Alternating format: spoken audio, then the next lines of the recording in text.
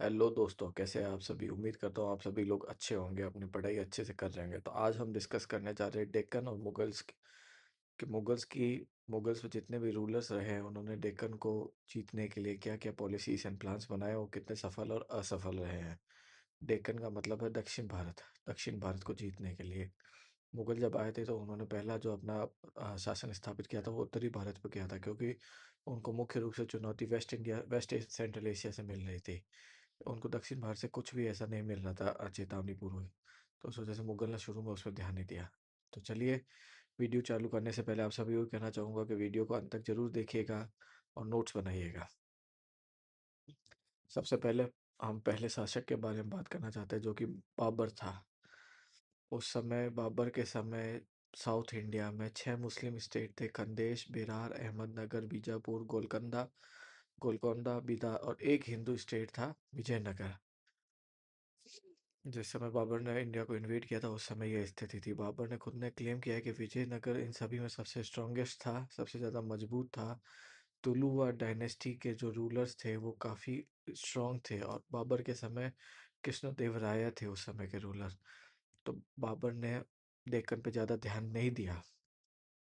South Humayun का युद्ध। हुमायूं मुगल साम्राज्य का दूसरा शासक था। हुमायूं का युद्ध मोहम्मद शाह से जब हुआ खानदेश में, तो उस समय मोहम्मद शाह को सपोर्ट किया गुजरात के बहादुर शाह ने, वहाँ का राजा था। पर इसके बाद में एक हिसाब से आप समझिए कि गुजरात का राजा हुमायूं का एनिमी हुआ।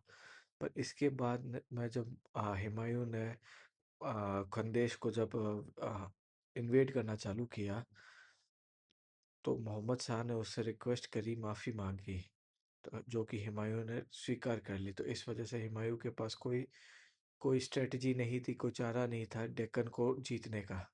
डेक्कन सेफ साइड में आ चुका था उसके बाद में। और उस समय हुमायूं को जो मुख्य रूप से जो चुनौती मिल रही थी वो अफगानिस्तान से मिल रही थी, अफगान की तरफ से, जो कि नॉर्थन इंडिया में मिल रही थी। तो नॉर्थ इंडिया की वजह से बाबर और हुमायूं दोनों व्यस्त रहे, साउथ में नहीं दे सके। उन दोनों का जीवन इसी नॉर्थ इंडिया और अफगान वेस्ट सेंट्रल एशिया को कंट्रोल करने में, वहाँ उससे डिफेंड करने में निकल गया। देन हम इम्पोर्टेंट किंग की चर्चा करते, जो था अकबर। अकबर ने वेस्ट फ्रंटियर पे जीत हासिल करने के बाद अपना पूरा का पूरा ध्यान डेक्कन की तरफ, साउथ इंडिया की तरफ लगाया, जहाँ पे आपसी मतभेद के तहत इतने रजवाड़े, इतने राजघराने हो चुके थे, और उनमें भी आपसी इतना मतभेद था कि किसी भी इन्वेडर के लिए आसान था कि वो वहाँ पे जाके इन्वेड करे और उसे जीत ले, उसे फतेह कर ले। विजयनगर एम्पायर गिरने के बाद तो और भी स्थिति आ, खराब हो गई थी साउथ इंडिया की, क्योंकि सभी मुस्लिम एम्पायर्स आपस में लड़ना चालू हो गए थे। और उस समय पुर्तगीज गवर्नमेंट ने साउथ इंडिया में अपने ऑफिसेस, हेडक्वार्टर्स बनाना चालू किया, जिससे भी अकबर खुश नहीं था, क्योंकि पुर्तगीज लोग ऐसा कहते हैं कि वो हाथ जाने वाले शरणार्थियों को परेशान किया करते थे। अकबर ने उन्हें रोकने के लिए भी साउथ इंडिया पे अपना कंट्रोल करना चालू कर दिया। अकबर शुरू में तो साउथ इंडिया इसलिए कंट्रोल करना चाहता था ताकि वो अपना अपना एक मुस्लिम लोगों को एक इकट्ठा करके एक अपना धर्म सुलेलाही एस्टेब्लिश करे और पुर्तगीज के अगेंस्ट लड़ सके। पर सिर्फ उसकी मंशा इतनी नहीं थी, उसे ऑल अराउंड इंडिया अपना अपना शासन बढ़ाना था। अकबर ने अपने समय में 4 डिप्लोमेटिक एनवॉयस, जिन्हें राजदूत कहते हैं, उन्हें लाहौर से, उस समय मुगल साम्राज्य की राजधानी लाहौर थी, लाहौर से खानदेश, अहमदनगर, बीजापुर और गोलकोंडा भेजा। सभी ने कि वो अकबर की अधीनता स्वीकार करे, अकबर को अपना राजा माने। सभी ने उसकी इस रिक्वेस्ट को डिक्लाइन किया, रिजेक्ट किया, एक्सेप्ट खानदेश ने। खानदेश का जो किंग था अली खान, उसने मुगलों के साथ मिलकर जो अहमदनगर के खिलाफ जो युद्ध हुआ था उसमें अपने प्राण त्यागे। उसके बाद अकबर का फोकस अहमदनगर पे आ गया। अहमदनगर पर मुगलों ने 1593 में अटैक किया, जिसमें चांद बीवी, जो कि अहमदनगर की राजा की आंटी थी, बुआ थी, उससे भी उसका भी मर्डर किया गया। अंत में अकबर ने अहमदनगर को जीत लिया, और उसके कई सारे फोर्ट जैसे बेरार, अहमदनगर, दौलताबाद भी जीते। अली खान, जो मीरान खान का बेटा था, उसने अपने फादर को इनहेरिट किया, उसकी पदली उसके मरने के बाद, और उसने मुगल की अधीनता स्वीकार करने से मना किया, तो मुगल्स ने एक बार वापस खानदेश पे हमला किया और असीरागढ़ फोर्ट 1681 में ले लिया और उसे पेंशन पे रख दिया, मीरान बहादुर को, और उसे ग्वालियर फोर्ट भेज दिया कि अब आप यहाँ नहीं आओगे, आप पेंशन में रहोगे। इसका परिणाम ये रहा कि अकबर ने अहमदनगर और खानदेश के अलावा कोई भी साउथ इंडिया का पार्ट नहीं जीता, पर उस यह दो पार्ट इंपॉर्टेंट पार्ट जीतने से उसके जो इन्फ्लुएंस है साउथ इंडिया पे वो बढ़ गया था।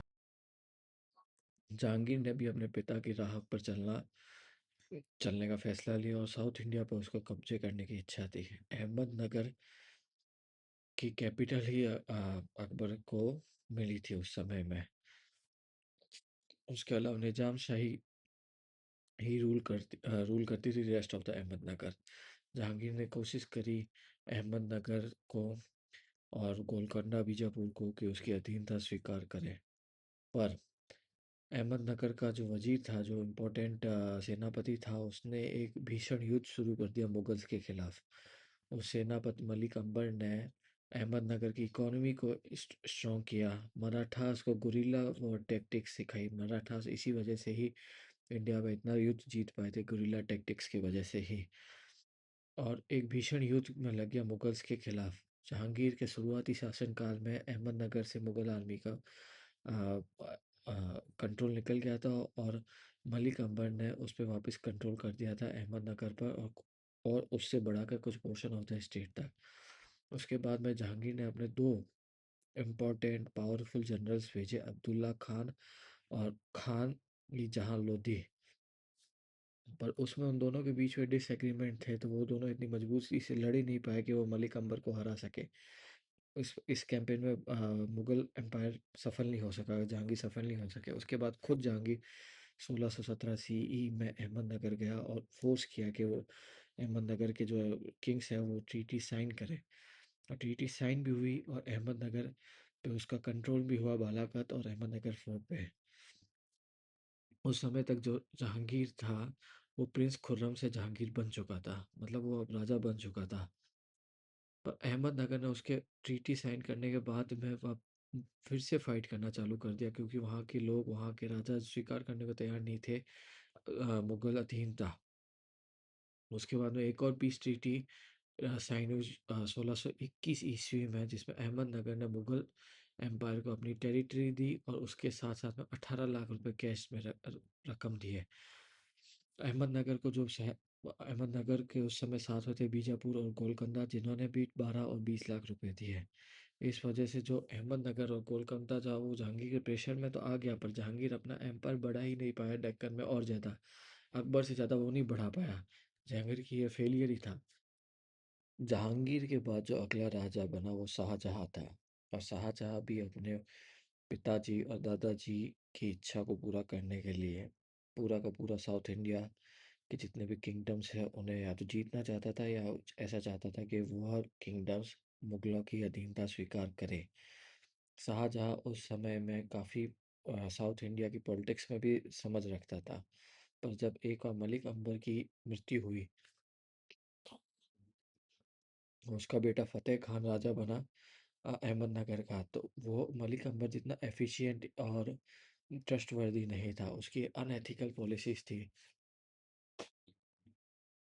डिसऑनेस्ट बिहेवियर था स्टेट के प्रति भी और मुगल्स के प्रति भी, सुल्तान के प्रति भी। तो धीरे धीरे उस पर से विश्वास उठता गया सभी का। अच्छा अच्छा एक आदमी नहीं था वो, काफ़ी काफ़ी करप्ट आदमी था। उसने यंगस्टर हुसैन शाह को भेजा सुल्तान मिर्जा निजाम शाह तृतीय को हराने के लिए, और उसने शिवाजी भोसले का भी भरोसा तोड़ा। 1633 में हुसैन शाह जब मुगलों के पास गया तो उसने अहमदनगर को हासिल करके जीत हासिल करके उसे ग्वालियर के किले में बंद कर दिया। उसके बावजूद साजी भोसले जो था वो Mughals on behalf of the Mughals, मतलब मुगल की बिहाफ पे मुर्तजा थ्री से लड़ रहा था। गोलकोंडा का जो सुल्तान था मोहम्मद कुतुब शाह, जो 1626 सीही में एक्सपायर हो चुका था, उसका बेटा था अब्दुल्ला कुतुब शाह। जब वह राजा बना तो उस समय उसकी उम्र मात्र 11.5 साल थी।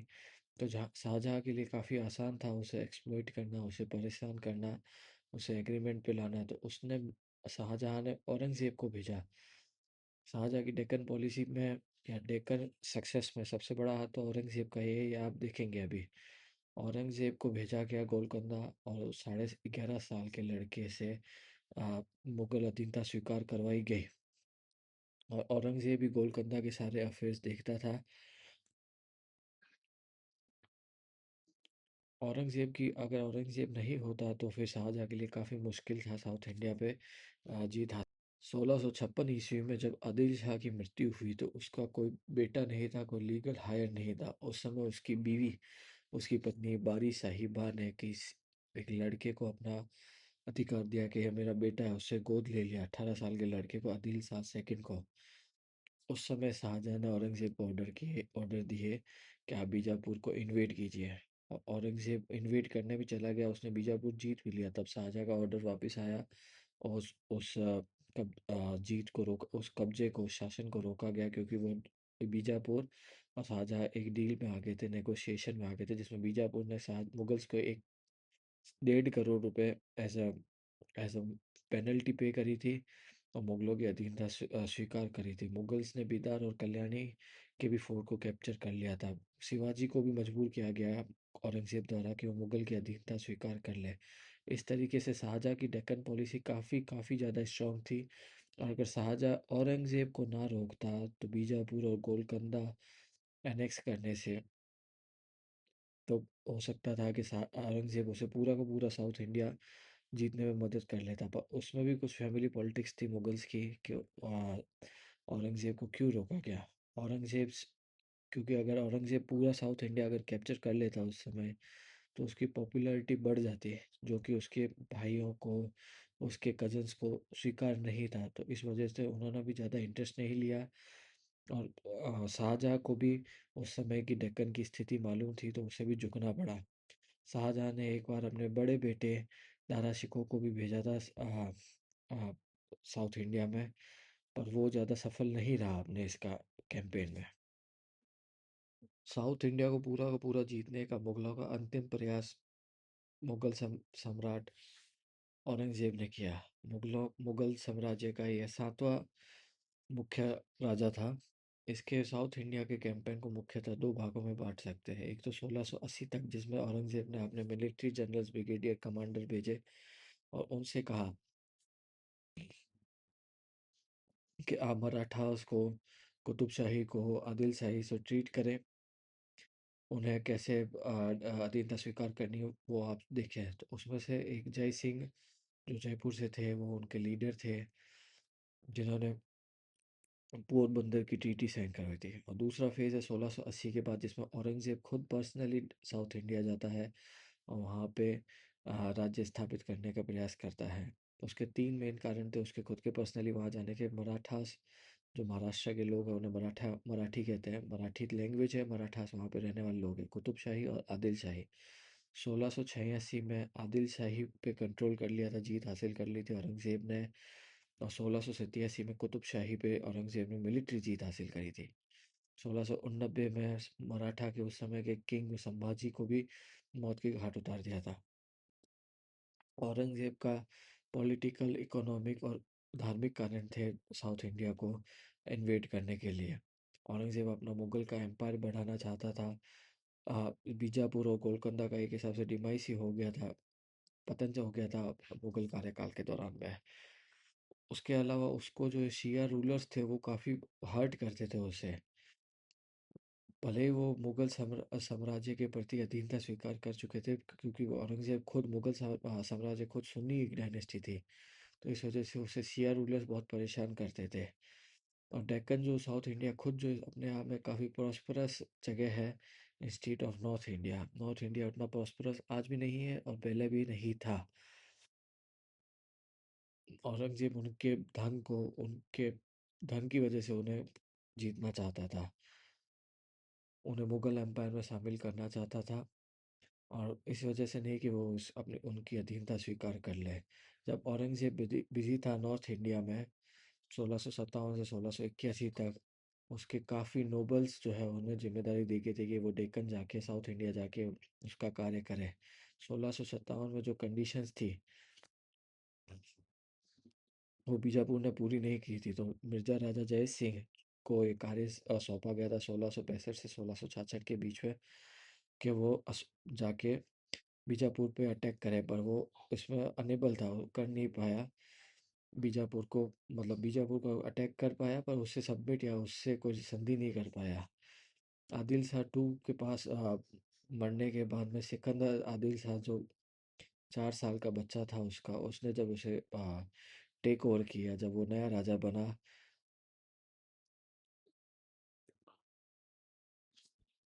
उसके बाद जाके औरंगज़ेब को सफलता मिली। औरंगज़ेब खुद पर्सनली साउथ इंडिया आया था एक एक साउथ इंडियन एम्पायर को डिस्ट्रॉय करने के लिए, पर मोहम्मद अकबर जो कि उसका लड़का था, उसने जब वो साउथ इंडिया आया तो पीछे उसने बगावत कर ली, जो औरंगज़ेब के लिए एक बहुत ही बड़ा डिजास्टर था। औरंगज़ेब उसे मैनेज करने के लिए वापस गया और शुरुआत में उसने अपने बेटे आजम दूसरे बेटे आजम को भेजा, जो कि बीजापुर से लड़ने के लिए आया था। 15 महीने तक वो लड़ाई चली और अंत में बीजापुर की हार हुई। मुगल एम्पायर ने 12 सितंबर 1686 में वहाँ पे जीत हासिल करी और आदिल शाह डायनेस्टी को ख़त्म किया। सिकंदर आदिल शाह को पेंशन पे रख दिया मुगल डायनेस्टी में। ओलकंदा डायनेस्टी उस समय अब्दुल हसन कातब कुतुब शाह के अंडर में थी। उसने मुगल्स के यहाँ पे शरण प्राप्त करी अपने बेटी को औरंगजेब के लड़के के साथ शादी करवा के। पर औरंगजेब को जीत यहाँ पे हासिल पूरी तरीके से नहीं हुई थी, क्योंकि उसके खिलाफ साउथ इंडिया का एक मजबूत शासक खड़ा था जिसका नाम शिवाजी था। शिवाजी ने 1656 सीई में अहमदनगर और जुन्नर पे अटैक किया और मुगलों से लड़ाई करी। 1657 में औरंगजेब ने शिवाजी को मजबूर किया शांति वार्ता शांति संधि के लिए, जो कि शिवाजी को करनी पड़ी। औरंगजेब ने अपने अंकल शाइस्ता खान को शिवाजी के खिलाफ भेजा डेक्कन में लड़ाई करने के लिए, पर शाइस्ता खान असफल रहे। शिवाजी ने एक बहुत करेजियस और रिस्की तरीका अपनाकर 14 अप्रैल 1663 को पूना में शाइस्ता खान पर सोने के समय अटैक किया, जिसमें मुगल आर्मी को बहुत ज़्यादा नुकसान हुआ था। उसके बाद में औरंगजेब ने मिर्ज़ा राजा जय सिंह को शिवाजी के पास भेजा और जय सिंह ने 24 जून 1665 में पुरंदर की ट्रीटी साइन कराई, जिससे जिससे कि यह हुआ कि शिवाजी को अपनी 3/4 of the land and forts Mughal army को देने पड़े। 1666 में जब शिवाजी आगरा गया तो उसे शुरुआत में बंदी बना लिया गया, कैद में रख लिया गया और 29 अगस्त 1666 को शिवाजी वहां से भागने में सफल रहा। 1670 में उसने मुगल्स के यहाँ हॉस्टाइल्स लिए और 1674 में शिवाजी ने एक इंडिपेंडेंट स्वतंत्र हिंदू राज्य का स्थापना करने की एक शपथ ली, जिसमें जिसमें उसकी एक राजा की एक सेरेमनी होती है राजा बनने से पहले, जिसमें बहुत सारे लोग उमड़े थे शिवाजी की उस सेरेमनी में। शिवाजी ने एक अपनी मृत्यु से पहले साउथ इंडिया का एक मेजर मेजर पोर्शन शिवा अपने अंडर कर लिया था। उसकी मृत्यु 13 अप्रैल 1680 में हुई। शिवाजी के पास संभाजी, जो शिवाजी का लड़का था, वो राजा बना और वो इतना सफल नहीं रहा। एक असक्षम राजा था वो उस समय का। अकबर उसके अंतर्गत या संभाजी के पास में औरंगजेब का वो लड़का जिसने औरंगजेब के खिलाफ विद्रोह किया था, अकबर, उसने वहां जाके शरण प्राप्त करी। और औरंगजेब डेक्कन में आके पर्सनली संभाजी को कैद में कर लेता है और संभाजी की मृत्यु 21 मार्च 1699 में हो जाती है और उसके बाद औरंगजेब के बाद पूरा कंट्रोल आ जाता है महाराष्ट्र का। और इसी तरीके से औरंगजेब पूरा साउथ जीत पाता है। पर इसकी जीत जो थी वो काफ़ी कम समय के लिए थी। वापस मराठास लोग इकट्ठा हो गए थे मुगल आर्मी के खिलाफ में और काफ़ी अच्छी तरीके से उन्होंने वापस फाइट किया मुगल्स के अगेंस्ट में। मराठा ने अटैक करना चालू किया और इसी वजह से औरंगजेब फेल हो गया फिर से मराठा को अपना पार्ट बनाने में। अपने जीवन के अंतिम समय तक भी वो मराठास को अपने अंडर में नहीं ला सका था। औरंगज़ेब जब पास हुआ उसके बाद में मराठा आर्मी और मजबूत हुई, गुरिल्ला वॉरफेयर्स उन्होंने और चालू किया और फिर औरंगज़ेब के बाद मुगल एम्पायर पतन की ओर था, तो मराठा आर्मी ने काफ़ी काफ़ी साइजेबल पोर्शन ले लिया था all around the India, not in the Maratha Maharashtra only but all around the India. Aurangzeb की मृत्यु भी साउथ में हुई थी और औरंगज़ेब पूरी तरीके से जानता था कि वो असफल रहा है मराठाओं को हराने में। औरंगज़ेब की डेक्कन की पॉलिसी संपूर्ण रूप से असफलता थी। धन्यवाद दोस्तों, अगर आपको ये लेक्चर उपयोगी लगा हो तो लाइक करें, शेयर करें, सब्सक्राइब करें। मिलते हैं अगले वीडियो में।